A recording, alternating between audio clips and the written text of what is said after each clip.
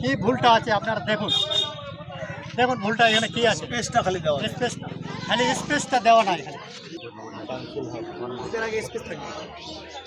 অত্যাচার করছে সেটা আমরা মানছি না, মানবো না। গরিবের ভোটার রামকৃষ্ণ আইভিএফ সেন্টার, মা হওয়ার স্বপ্ন পূরণ। থেকে ডিলেট করছে সেটা আমরা মানছি না, মানবো না।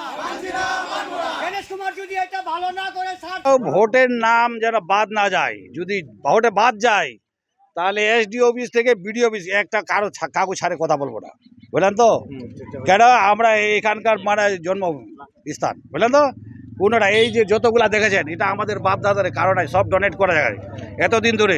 1956 সালের যে ডকুমেন্ট চাই আমি দিব, বুঝলেন তো। তার আগে যদি বলেন 42-এর ডকুমেন্ট সুদ্ধা দিব আমরা। কারণ এতগুলা লোকের যে ভোট বাদ গেছে, কারণ ছাড়ে আমরা কথাই বলবো না, এটা আমি আপনাদের বলে দিলাম। এটা আপনি জানেন, যদি নাম না ওঠে তাহলে কি করবে? বৃহত্তর আন্দোলন করব, ভোট বয়কট করব। কাউকে ছাড়ে কথা বলুন, এসডি অফিস হিলাই দেবো।